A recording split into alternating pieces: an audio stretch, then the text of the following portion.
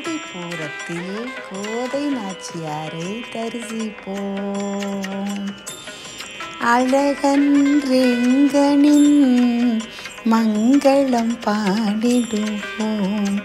ஆடிப்பூரத்தில் பிறந்தவளுக்கு மங்களம் பாடிடுவோம்.